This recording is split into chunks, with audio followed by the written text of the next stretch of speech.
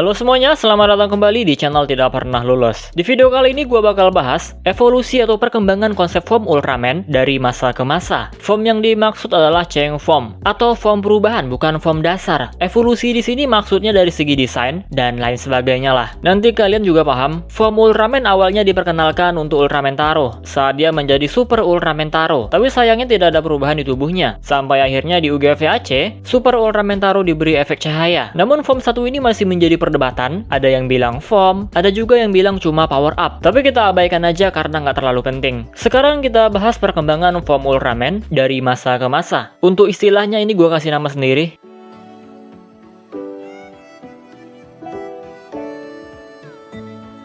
Series pertama yang memperkenalkan pergantian form adalah Ultraman 3. Sang Ultraman dikonsepkan memiliki 3 form, ada Multi-Type, Power-Type, dan Sky-Type. Saat itu perbedaan form Ultraman masih sebatas ganti warna, tanpa merubah desain yang sudah ada, atau istilahnya repaint. Multi-Type berwarna dasar merah dan ungu. Saat berubah ke Power-Type, warnanya menjadi dominan merah, dan Sky-Type dominan ungu. Form lain kayak Tornado dan Blast, perubahan warnanya sampai wajah. Konsep repaint kembali digunakan untuk Ultraman Dyna. Freeze-Type berwarna dasar merah dan biru. Sedangkan Strong Type berwarna dasar merah, dan form Miracle Type, bagian merah menjadi silver, dan silver menjadi biru.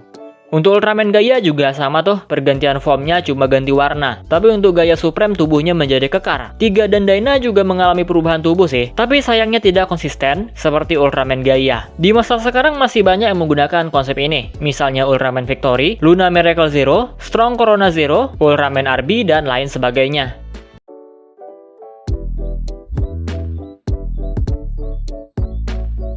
Selanjutnya perubahan form tapi cuma modal efek komputer. Glitter 3 itu cuma modal visual effect, tapi untuk tahun tayangnya justru lebih susah dibuat. Makanya ketika pertama kali muncul, Glitter 3 hanya diberi efek saat berubahnya aja. Di movie Final Odyssey, barulah Glitter 3 diperlihatkan secara penuh. Untuk sekarang form menggunakan visual effect udah jarang banget ada. Bukan karena susah buatnya, banyak kok yang dikasih efek, tapi cuma sekedar ngasih efek kekuatannya doang, bukan dijadikan sebagai form si Ultraman. Atau kadang cuma sekedar power up, menandakan si Ultraman mendapatkan peningkatan kekuatan.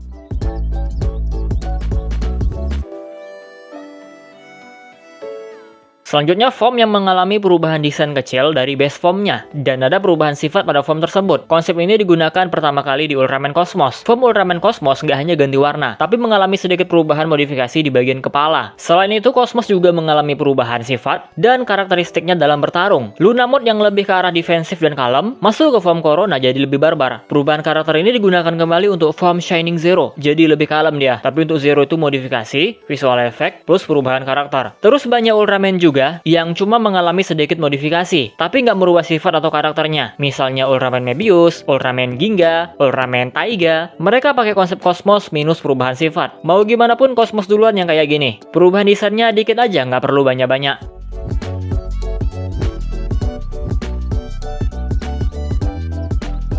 Selanjutnya modifikasi akibat form evolusi. Pertama kali digunakan pada Ultraman Noah dan semua bentuk downgrade-nya. The Next Unpunch berevolusi ke Junis. Begitu juga dengan Ultraman Exos yang berevolusi ke Junis, Junis Red, dan Ultraman Noah. Semua perubahan ini adalah hasil evolusi dengan sedikit modifikasi di tiap bentuk. Kalau Noah sih udah ekstrim ya, bukan dikit lagi perubahannya. Dari semua bentuk Dewa Ultraman ini, gua paling suka desain The Next karena bentuknya yang alien banget. Form Unpunch, tulang dan armor. Sedangkan Junis sudah ada dagingnya, dan dagingnya itu kelihatan banget loh serat dan ototnya. Yang dapat form perubahan evolusi lainnya ada Ultraman X, di form XZX, Change form itu adalah hasil evolusi. Terus ada Ultraman Jet Ultimate Final, kalau Gaia V2, Of Origin, memang evolusi juga, tapi masih base form.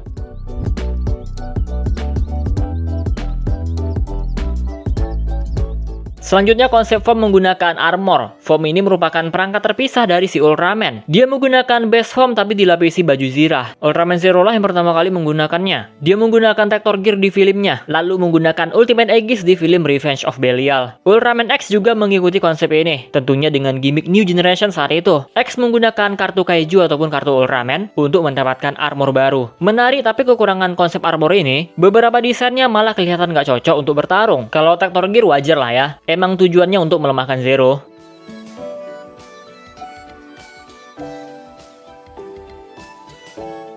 Selanjutnya ini paling terbaru sekarang, yaitu remodel form atau desain form yang beda banget dari base form. Udah kayak Ultraman yang berbeda, warnanya ganti, kepalanya berubah, dan bentuk tubuhnya beda banget dibandingkan base form. Rata-rata Ultraman New Generation pakai konsep form kayak gini, walaupun nggak semua formnya ya. Form remodeling kayak gini dimulai dari Ultraman Orb. Kenapa bisa beda banget dengan base form? Ya karena menggunakan gabungan kekuatan Ultraman lain. Ya wajar aja kalau kelihatan rame banget. Dan justru terlihat seperti Ultraman lain. Ada juga form yang mengalami perubahan sifat atau karakter. Sifat itu karakteristiknya ya, entah cara bertarungnya atau teknik bela diri yang digunakan.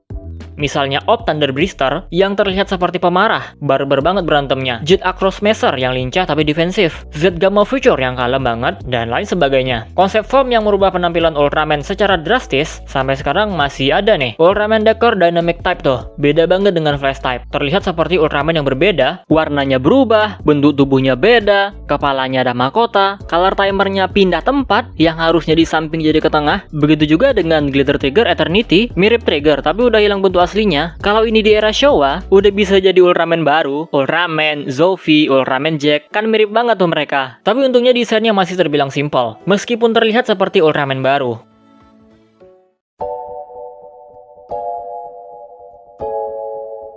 Nah, jadi itu dia pembahasan kita kali ini. Perkembangan atau evolusi konsep form Ultraman dari masa ke masa. Dari yang awalnya cuma repaint, warnanya menjadi pembeda gaya bertarung, sampai form Ultraman yang perubahan desainnya sangat mencolok. Ganti form udah kayak beda Ultraman. Hal ini dipengaruhi oleh beberapa faktor. Misalnya budget di era Heisei fase 1 lebih banyak digunakan untuk membuat episode baru. Jadi perubahan formnya cuma gitu doang. Beda dengan sekarang yang budgetnya banyak, terus episodenya dikit pula lagi. Jadi bisa dibuat banyak form yang beda banget. Dan bukan cuma karena budget, tapi juga mengikuti perkembangan zaman.